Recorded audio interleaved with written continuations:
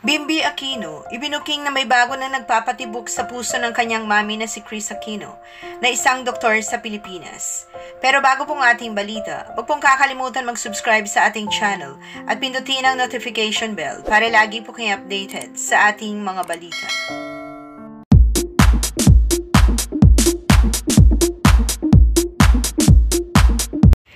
Sa panayam ng talent manager na si OG Diaz kay Bimby, at sa Queen of All Media na si Kris Aquino ay sinabi nito na hiwalay na sila ni Batangas Vice Governor Mark Leviste.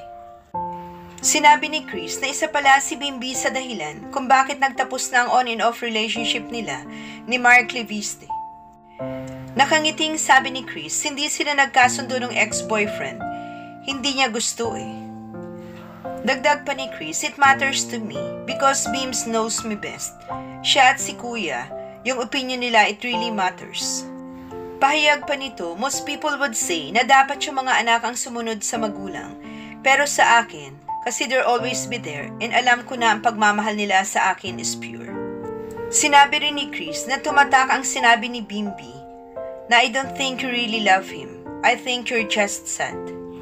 Pahayag pa ni Kris, bago pa pala magdiwan ng kaarawan ito noong February ay totally hiwalay na sila ni Mark Leviste.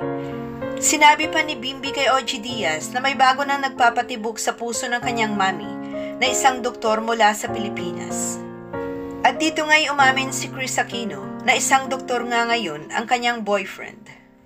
Sa kasalukuyan daw, ang nagpapasaya ng puso at inspirasyon daw ngayon ni Kris ay isang doktor na nandito sa Pilipinas at siya daw nagbigay ng assurance na magiging okay ang mama ni na Joshua at Bimby pagbalik nito sa Pilipinas. Pinasalamatan naman ng Queen of All Media ang lahat ng nananalangin para sa agaran niyang pagaling at inamin ding gumagaling siya pero may mga tinamaang blood vessels kaya kailangan daw niyang magpalakas. Samantala, inamin naman ni Kris na nananatiling magkaibigan sila ni Vice Governor Mark Leviste. Pahayag ni Kris, I wish him the best and I'm sure he wishes me well.